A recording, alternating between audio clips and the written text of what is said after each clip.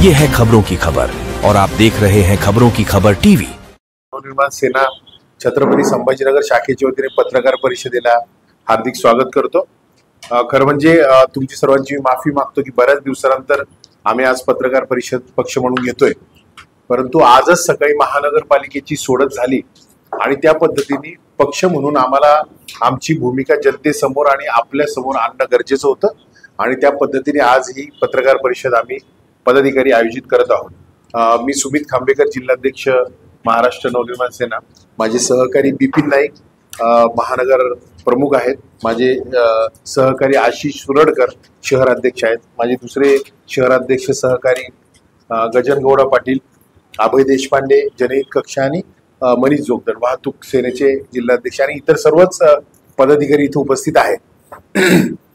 मी तुमच्या हातामध्ये जे पत्र दिलेलं आहे याच्यातलं पहिलं जे ब्रीदवाक्य मी घेतलेले ते लुटारूंना झोडपणार हे ब्रीदवाक्य मी जे पुरावे देणार आहे त्याच्यासाठी घेतलेलं आहे आणि याच भूमिकेवर महाराष्ट्र नवनिर्माण सेना आगामी महानगरपालिकेची निवडणूक लढवेल। मला सांगायला अत्यंत दुर्दैवाने सांगू इच्छितो की गेल्या 30-40 वर्षामध्ये छत्रपती संभाजीनगर महानगरपालिकेची आणि शहराची ज्या पद्धतीने डेव्हलपमेंट होणं गरजेचं होतं ती झाली नाही, म्हणून या शहराची अशी परिस्थिती आलेली आहे। उदाहरण द्यायचं झालं तर या छत्रपती संभाजीनगर मधले जे तरुण मुले, आज तुम्हालाही सगळ्या पत्रकार बंधूंना माहिती की सगळ्यात मोठ्या प्रमाणावर ते मुलं पुण्याला आणि मुंबईला शिफ्ट झाली। मग छत्रपती संभाजीनगर मध्ये रोजगार उपलब्ध झाला नाही म्हणून त्या मुलांना इथून शिफ्ट व्हावं लागलं। परंतु काय झालं की इथल्या राजकीय लोकांना भावनेचं राजकारण हे इतर राजकारणापेक्षा मोठं वाटतं, म्हणून ह्या मुलांवर स्पष्टपणे मी सांगू इच्छितो की अन्याय झालेला आहे। मी आज जे मुद्दे तुमच्या समोर मांडतोय हे इथल्या छत्रपती संभाजीनगरच्या शहरातील नागरिकांचे मूलभूत प्रश्न आहेत। इथं कुठल्याही जातीचा धर्माचा प्रश्न नाही, हे जे मुद्दे आहेत ते इथं राहणाऱ्या प्रत्येक नागरिकाच्या मनातले मुद्दे आणि ह्याच मुद्द्यांच्या भोवती अवतीभोवती वेळोवेळी 2006 पासून ते आज 2025 पर्यंत महाराष्ट्र नवनिर्माण सेनेने आंदोलन केलेलं आहे। याचे साक्षीदार तुम्ही सर्वच आणि नागरिक देखील आहेत। तर मी जसं तरुणांचा मुद्दा मांडला, खरं म्हणजे मला एका गोष्टीचं आश्चर्य वाटतं, मी जो दुसरा मुद्दा आज मांडलेला आहे काही टिपिकल मुद्दे जे आम्ही तुमच्या समोर आणतोय ज्याच्यावर महाराष्ट्र नवनिर्माण सेना लढणार, ह्याच्या व्यतिरिक्त माझ्याकडे आमच्या पदाधिकाऱ्यांकडे मुद्द्यांचा भांडार आहे। परंतु काय झालं, विरोधी पक्ष नेता ज्या पद्धतीने बोलायला पाहिजे होता त्या पद्धतीने विरोधी पक्ष नेत्याने ती भूमिका इथं बजावली गेली नाही। महाराष्ट्र नवनिर्माण सेना त्या पद्धतीने ती भूमिका बजावत होता। म्हणजे एकच उदाहरण मी सांगतो, परवाच्या दिवशी वंदे मातरम गाण्याचा जो कार्यक्रम झाला, निश्चितच वंदे मातरम गाणं सगळ्यांनी म्हटलं पाहिजे, तो आपला अभिमान आहे। परंतु मला एकच प्रश्न इथल्या सत्ताधाऱ्यांना विचारायचा आहे की वंदे मातरम गाण्यांचे कार्यक्रम होऊ शकतात, वंदे मातरमची पोस्ट तुम्ही सोशल मीडियावर टाकू शकतात, तुम्ही अभिमानास्पद सगळ्या गोष्टी सांगू शकतात, तर जे वंदे मातरम सभागृह इथं तयार केलं गेलेलं होतं, ज्या वंदे मातरम सभागृहाला करोडो रुपये खर्च करून बांधलं गेलं होतं, ते वंदे मातरम सभागृह जर इलेक्ट्रिसिटीचं बिल भरलेलं नाहीये म्हणून धूळ खात पडलेलं असेल तर याची जबाबदारी कोणी घ्यायची? या मूलभूत प्रश्नांकडे बोलायचंच नाही। चमकोगिरीचं राजकारण जे चाललेलं आहे एवढ्या दिवसापासून शहरामध्ये, मला फक्त त्याच गोष्टीवर विचारायचं आहे की तुम्हाला कुणालाही असं वाटलं नाही का की वंदे मातरम सभागृह चालू व्हायला पाहिजे? आपण एकीकडे भूमिपूजन करतो, आपण एकीकडे फोटोज काढतो, आपण सगळ्या गोष्टी करतो, परंतु एकदा काम झाल्यानंतर त्याच्याकडे लक्ष देण्याची जबाबदारी कोणाची? ही जबाबदारी प्रशासकांची पण होती, ही जबाबदारी अधिकाऱ्यांची पण होती।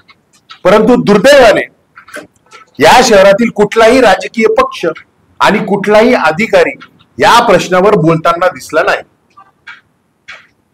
मी जे बोललो की लुटारू वंदे मातरम सभागृहाच्या नावाने पैसे हे स्वतःच्या खिशातून टाकत नाही, मी आज त्या सर्व अधिकाऱ्यांना लोकप्रतिनिधींना सांगू इच्छितो, तुम्ही एखादी गोष्ट काम करताय तर आमच्यावर उपकार करताय असं समजू नका। जे पैसे तुमच्याकडे कर रूपी जमा झालेले आहेत तेच पैसे तुम्ही नागरिकांच्या सेवेसाठी वापरत आहात, त्याच्यामुळे तुम्ही कुठेतरी उपकार करताय ही उपकाराची भाषा ठेवू नका। तुम्हाला लोकांनी निवडून दिलेलं आहे तर लोकांनी सेवेसाठी निवडून दिलं आहे, परंतु वंदे मातरम सभागृहाची अशी अवस्था ज्यांनी करून ठेवली त्यांनाच मला प्रश्न विचारायचा आहे की अशा अवस्थेला जबाबदार कोण? हा दुसरा प्रश्न आम्ही ठेवला. तिसरा प्रश्न मी जो ठेवतो म्हणजे हा तर प्रश्न म्हणजे संभाजीनगर शहरातल्या प्रत्येक माणसाचा आहे. इथं प्रत्येक जण येणार, इथं मंत्री येणार, इथं अधिकारी येणार, ते प्रत्येक वेळेस डेट देणार. पाण्याची डेडलाईन आम्ही देतोय, आम्ही डिसेंबर महिन्यामध्ये देतोय. मला आश्चर्य ह्या गोष्टीचं वाटलं, कंपनी अधिकारी हे कोर्टाला पण डेट्स देत आहे आता.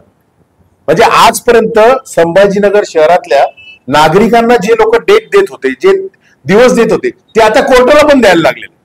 खरं तर माझी इच्छा होती, ज्यांनी 150 कोटी रुपयाची योजना 2700 कोटी रुपयावर नेली, मग अशा लोकांचं करायचं काय होतं? हीच लुटारूची टोळी होती. 150 कोटी रुपये लोकांच्या खिशातले होते, ते 2700 कोटी रुपयावर नेले. म्हणजे कुठेतरी सर्वसामान्यांचा पैसा हा सुरडा झालेला आहे. आणि अजूनही एवढ्या दिवसानंतर पाणी मिळत नसेल तर 20-30 वर्षानंतर 8 दिवसांनी येणाऱ्या लोकांनी कुणाला प्रश्न विचारायचे? खरं म्हणजे त्या लोकांनी, त्या अधिकाऱ्यांनी स्वतःचे कान धरून उठबशा मारायला पाहिजे होते, की जे दररोज डेट्स देतात, जे दररोज सांगतात की आम्ही डिसेंबर मध्ये पाणी देणार, आम्ही सप्टेंबर मध्ये देणार. तुमच्याच पेपरमध्ये बातम्या आलेल्या आहेत की या शहरामध्ये मार्चची डेडलाईन दिली, या शहराला जानेवारीची डेडलाईन दिली. मग अजूनपर्यंत ती गोष्ट होत नसेल तर याला जबाबदार कोण? टेंडर वाढवणारे, टेंडरची रक्कम वाढवणारे आणि रक्कम मंजूर करणारे हेच जबाबदारी. पुन्हा तोच प्रश्न की तुमच्या खिशातून पैसे जात नाहीये ना, मग आम्हाला काय फरक पडतोय? ती 150 कोटी रुपयाची योजना 2700 कोटी रुपये जरी झाली तरी आपल्या खिशातून पैसे जात नाहीये. त्याच्यामुळे छत्रपती संभाजीनगरचा जो कराचा पैसा होता तो कुठंतरी लुटला गेला आहे असा माझा स्पष्ट आरोप आहे. माझा जो चौथा आरोप आहे, म्हणजे तुम्हाला आश्चर्य वाटेल की एकीकडे आपण डेव्हलपमेंटच्या गप्पा मारायची की पुणे किती डेव्हलपमेंट झालं बघा, तिथं किती मोठ्या प्रमाणावर पूल झाले बघा, तिथं सगळ्या गोष्टी डेव्हलपमेंटच्या आपण मारतो. परंतु ज्या जालना रोड शहरावर, ज्या जालना रोडवर पूर्ण या शहराचं या भवितव्य अवलंबून आहे, त्या शहराच्या डेव्हलपमेंटच्या बाबतीने, त्या रोडच्या डेव्हलपमेंटच्या बाबतीने काय झालं? तो रस्ता मोठा होणार, नगर नाक्यापासून केम्ब्रिज पर्यंत करायचा. मग त्याच्यासाठी बैठका घेतल्या, सुभेदारी गेस्ट हाऊसवर बैठका झाल्या, रामा इंटरनॅशनलला बैठका झाल्या. मग त्या बैठकांसाठी सरकारी लोकांनी कुठून पैसा खर्च केला? तर तो पैसा खर्च केला पुन्हा एकदा आपल्याच खिशातून. बैठकांवर बैठका झाला. आजही जालना रोडची अवस्था तीच आहे. संध्याकाळी 6:30 नंतर 6 नंतर या संभाजीनगर शहरातल्या लोकांना प्रश्न विचारा की त्यांना किती मोठी अडचण येते. आज या क्रांती चौकामध्ये अक्षरशः या आपल्या समोरच्या चौकापर्यंत, गुरु गोविंद सिंग चौकापर्यंत लाईन लागलेली असते. मग ह्याला जबाबदार कोण आहे? ह्याला नियोजन म्हणतात. जर तुम्ही नियोजनाचे गप्पा मारतात, जर स्वतःच्या कॉलर्स मोठे म्हणतात, तर या नियोजन आहेत का हा प्रश्न मला त्यांना विचारायचा आहे. आणि हा मला असं वाटतं या संभाजीनगर शहरातला सगळ्यात मूलभूत प्रश्न आहे की ह्या जालना रोडचं जो रुंदीकरण करणार होतो, जे ब्रिजेस वाढवणार होतो, त्याचं झालं काय? फक्त पुन्हा डेट्स मिळणार, एखादी कमिटी येणार, ती सांगणार की आम्ही एवढी रुपयाची तरतूद करतोय, आम्ही हे करतोय. कुठली तरी एजन्सी आणायची. बरं, एजन्सी ज्या आणल्या त्या बाहेरच्या आणतात, ज्या एजन्सीला काही माहितीच नसतं शहराचं, त्या एजन्सी येतात आणि ते सांगतात आम्हाला की आम्ही असं असं काम करणार. त्याच्यामुळे हाही एक महत्वाचा मुद्दा आम्ही मानतोय. तिसरा आणि पाचवा 6वा महत्वाचा मुद्दा आहे. आज गुलमंडी असो, औरंगपुरा असो, निराला बाजार असो, लाज वाटती. जसं मी जालना रोडचं उदाहरण दिलं, गुलमंडी औरंगपुरा भागातले जे रस्ते तुम्ही बघा, तुम्ही कार घेऊन जाऊ शकता का? नाही. इथली सर्वसामान्य जनता खरेदीसाठी व्यापारी लोकांकडे जाऊ शकत नाही. तुम्ही एक पार्किंग मला दाखवा महानगरपालिकेची, पैसे घेतात ना महानगरपालिका. मग एवढ्या वर्षामध्ये 20-30 वर्षामध्ये व्यापाऱ्यांसाठी किंवा इथल्या नागरिकांसाठी एक पार्किंग देऊ शकलो नाही आपण. गुलमंडीवर देऊ शकलो नाही ना, आपण औरंगपुऱ्यामध्ये देऊ शकलो. तिथं आज 2 व्हीलर घेऊन जाऊ शकत नाही. हातगाड्यांचं अतिक्रमण झालेलं आहे. इतर सर्व गोष्टी अडचणीत आलेल्या. रस्ता मोठा झाला नाही. मध्यंतरी म्हणत होते फुटपाथ करायचं, काय झालं? फुटपाथचं दोन्ही साईडनी करायचं.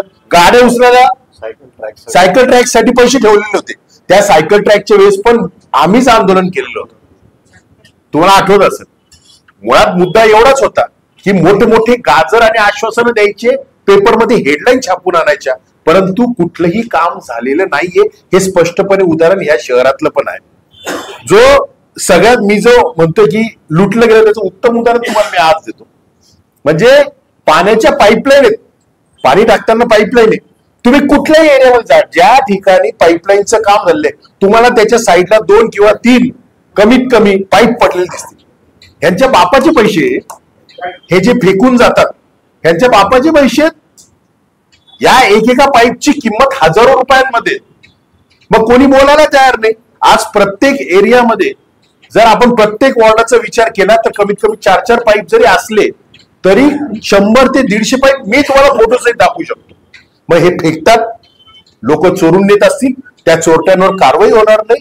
मग हा पैशाचा जो अपव्यय चाललेला आहे हा कुणाच्या खिशातून चालला, तर तो इथल्या लोकांनी जो टॅक्स दिलेला आहे त्याच पैशातून हा खर्च आला. बरं, याच्यावर कोणी बोलायचंच नाही.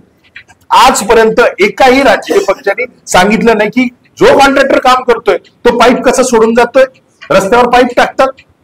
आश्चर्य या गोष्टीचं वाटतं.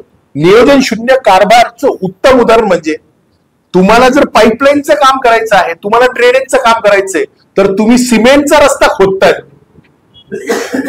नियोजन शून्य अधिकारी जे UPSC आणि MPSC पास झालेले लोक आहेत, त्या लोकांचं नियोजन शून्य कारभार होता. म्हणून या शहराची ही अवस्था. पहिले रस्ता करतात, नंतर टेंडर काढतात, नंतर खोदतात, नंतर पाईपलाईन टाकतात, नंतर ड्रेनेजची लाईन टाकतात आणि पुन्हा रस्ता करतात. या लॉबीला सपोर्ट करणारे अधिकारी इथे. माझा स्पष्टपणे आरोप आहे, आणि हा आरोप नाही, हा पुरावा आहे. जो पुरावा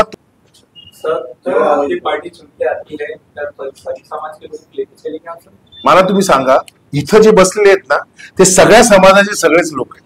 महाराष्ट्र नवनिर्माण सेना असा एकमेव पक्ष आहे जो जातीवर काम करत नाही, जो धर्मावर काम. काय आव्हान करणार नाही? मी मनसेचं आव्हान करतोय ना. उद्या आज झालीये का? आज युतीमध्ये आहोत का? करत नाही. माझ्या पक्षामध्ये मला अत्यंत अभिमान वाटतो की आमच्या पक्षामध्ये जातीवरचा सेल नाही, धर्मावरचा सेल नाही. आम्ही जे आहे ना, इथं आहे ना, म्हणजे 12 जातीचे 12 लोक असतील, 4 धर्मांचे 4 लोक असतील, परंतु आमचं स्ट्रेट फॉरवर्ड काम. आम्ही ना लपाछपी करून कुठलंही काम करत नाही. आणि जे स्पष्ट आहे ना, आज कुठलंही भाषण साहेबांचं काढून घ्या, साहेबांनी जे मुद्दे मांडले ते लोकांना नंतर कळतात की नाही, राजसाहेब बोलत होते बरोबर होतं. हे होऊ शकत नाही. पण सत्य पचवायला ना अडचण होती. लोकांना आहे ना सत्य आवडत नाही. स्पष्ट बोललेला व्यक्तीनं लोकांना वाटत नाही. परंतु मी आज आव्हान करतो की राज साहेबांनी जे जे भाषण केले त्याच्यामधली कुठली गोष्ट चुकीची होती हे सांगावं. नाही, 100% ज्या ठिकाणी अशा वोट चोरी आणि जे प्रकरण असतील ते तर तुम्ही महाराष्ट्रभर बघताच आहे. ज्याच्यावर मोर्चा झाला त्या मोर्चाला पण सगळे पदाधिकारी आम्ही होतोच. आणि निश्चितच ज्या ठिकाणी ही गडबड आहे त्या ठिकाणी ती थांबलीच पाहिजे, याच्यावर आम्ही कायम आहोत. म्हणजे तुम्हाला जर अगदी सिल्लोडचं उदाहरण तुम्ही बघितलं असेल की ज्या ठिकाणी एका बंद घरामध्ये जवळपास 400-500 मतदार. मग निवडणूक आपण म्हणतो ना की आपल्याकडे महानगरपालिकेमध्ये अनेक उमेदवार हे 1 आणि 3 मतांनी पडले किंवा निवडून आले. मग महानगरपालिकेमध्ये याचा किती इम्पॅक्ट होणार याचा विचार करा तुम्ही. तर त्याच्यामुळे आम्ही आमच्या पद्धतीने हे करतोय, बघतोय. तुमच्याकडे काय असेल ते पण द्या आम्हाला.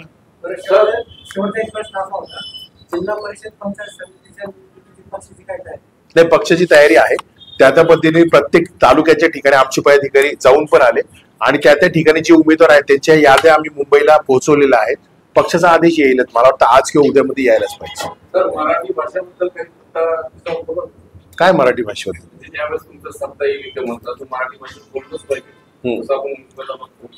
मला एक गोष्टच कळत नाही. आपण आहे ना बाहेर जाऊन बोलतो का असं की नाही सांगण्याची गरज काय पडती? जर मी इथं राहतोय ना महाराष्ट्रामध्ये तर मला मराठी बोलायचंय हे सांगायची गरज असते का? तो निर्बुद्ध जो असं ना निर्बुद्ध त्यालाही हे कर. म्हणजे तुम्ही ना साहेबच बोलतात बिचारे आमचे. तुम्ही कर्नाटकला जाऊन बघा, तो गुजरातला जाऊन बघा. काय माहितीये का, अहो तुम्ही स्वतःहून असं वाटून घ्या ना की त्या लोकांना आम्ही पण थांबवू. काय मनसेने ठेका घेतलाय का प्रत्येक गोष्टीचा? अहो आम्ही तर मारणारच, पण तुम्ही पण घ्या पुढाकार.